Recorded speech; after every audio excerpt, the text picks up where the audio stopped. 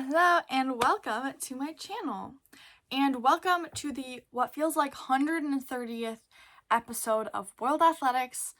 Why, oh, why? Or in this case, the Olympics. Why, oh, why? Because just when I think the season is over, there's going to be nothing else to talk about, they give me something else to talk about. Because the schedule for the LA Olympics just came out for track and field. And let me tell you, it's a ride. Like, buckle your seat belts because it is a ride. The first thing I want to say is everything I'm going to say in this video is my opinion, and I know you might not agree. It depends what track events you like. It depends what track events you do. It depends on all that different stuff. So please don't be mad at me for anything I say in this video. It's just my opinion, but in my opinion, this has not been organized in the best way, and it's going to cause problems. It's going to give the audience less of what they want, and as a growing and emerging sport, I want to talk about how we can improve that, how we can work on that in the future, and how we can bring new people into this sport and not alienate them and make the schedules in a really dumb and annoying way. Without further ado, let's get into it. And the first thing I want to talk about is the women's 100, because this has been the number one thing that everybody's been talking about when the schedule came out is, oh my god, the women's 100 is so badly timed, because the women's 100 meter prelims, heats, semifinals, and finals are all going to be on the first day of track and field at the Olympics. So July 15th of 2028 will be every single round of the women's 100 meters. Every single one. 1, 2, 3, prelims, heats, semis, finals. 4 rounds. Absolutely wild to expect professional athletes to do that. And I think it rubs a lot of people the wrong way that the men's 100 has no such scheduling. It's just the women's 100. I think that rubs a lot of people the wrong way, and valid. And also, they're doing like the normal day one finals. They're doing like 10,000 meter finals. That's usually what they do. But it's just crazy. Most of the athletes, because if you meet the time, if you don't know this, if you meet the time, you don't have to do prelims if you meet the Olympic standard.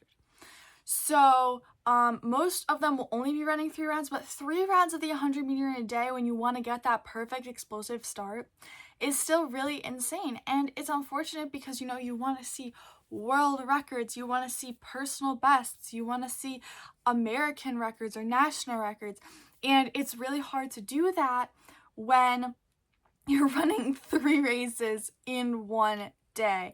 And that's unfortunate, but that's just like the way it is. And so a lot of people were super up in arms about that. The next thing that I thought was interesting that I am actually happy about, we can actually give a little round of applause for this one, because the repechage is back. This might be controversial, but more track and field, I absolutely love it. If you're giving me an excuse to watch more races, especially high stakes races when you only have a couple of spots to make their way into the final, I think it's great. I think it lays the stage for potential underdog stories. It paves the stage for like weird different types of strategic moves like we saw in the men's hurdles in Paris. I thought it was great. I thought it was so much fun. And they're giving more recovery time for the athletes in the repechage, which I think is great. I would love to see someone from the repechage actually go the distance, and I think that would be really cool. And also it's between the semifinals. I think I said the finals earlier, but it's between the semifinals. But we saw Freddie Crittenden obviously with his strategy in the men's 110 hurdles, and I think it's really cool that they're bringing it back. And I don't know, let me know in the comments if you are a fan of the repechage, because I know that it is a little bit of a controversial topic. A lot of people really don't like it. I personally really love it. Anything that gets me to watch more track, personally, I'm just a big fan of. But let me know what you think in the comments down below. The next thing, and I'm just going to mention this super quickly, finals will feature in 17 out of 20 sessions. Also, thank you to Citius Mag because I have their synopsis pulled up. It's very helpful for when I'm trying to guide this conversation. But I think it's really cool that we'll have lots of finals. We saw at World Athletics the finals being a little more concentrated, which is something I don't love, especially because people are watching with a significant time change, and if there's finals going on all the time, it makes it like a lot better of a viewing experience, especially for people across the world or across the country.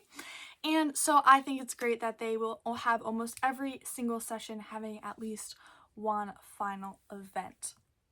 The other thing that is of note is that the 400 meter hurdles double is not going to be possible due to the scheduling of these games. They basically have way too much overlap for it to be probably feasible at all. I know a lot of people had wondered if they would alter the schedule for Sydney McLaughlin-Levrone so she could potentially do the double, because that is a precedent that has been set in the past with athletes. If they can show that they have a very high level of mastery and potential to win multiple events, they have in the past rearranged the schedule or made the schedule in such a way that they are able to contest both events at the Olympics. Obviously, events that come to mind that are just kind of always at different times is like the 5K and the 10K, because there's lots of people who do the double on that, or the 5K and the 1500. And that's a thing where it's not for one specific athlete, because there are so many athletes that double, but there have been rare cases where they will do a one specific athlete change and shift in the schedule so that someone can contest multiple events. So a lot of us were wondering, is it going to be possible to contest the double? But it looks like it's not. That's something that a lot of people were really disappointed about. You know, Sydney McLaughlin-Levrone is an absolutely generational, even more than generational talent. And so we just want to watch her run as much as possible. And so whenever we're going to have less opportunity to see her, I think the whole track and field world's hearts kind of break a little bit, just because she already races so little, and I'm not going to criticize that. People do. I'm not going to. But we want to see her as much as we possibly can. So I also wanted to note they are closing out the games with the men's marathon again. In Paris, they did the women's.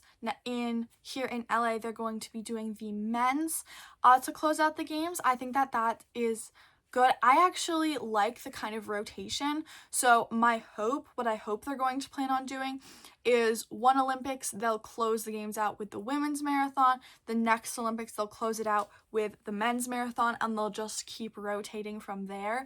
I love closing out the games with the marathon. It's my favorite thing ever. Y'all know I'm a huge marathon girl, so I love to watch the marathon. It's my favorite thing to watch. On the very last day of competition, I was up at an egregious time in Paris to watch the marathon because time changed, but it's always so much fun, and I love that tradition, and I'm really happy they're keeping it going in LA. Again, thank you so much to Citius Mag for the recap and release of the full schedule. It's been released a couple of other places. I'm going to link their article down below because it has the full schedule of all of the days of track and field at the 2028 Olympics. If you want to look ahead and mark your calendars 2 years or more than 2 years in advance, I probably will be. But yeah, and if any more controversies, schedule changes, anything in the world of track and field happens, I will be here talking about it, probably weeks after everyone else, but I get here when I get here, okay? So with that being said, thank you guys so much for watching, and I'll see y'all later. Bye!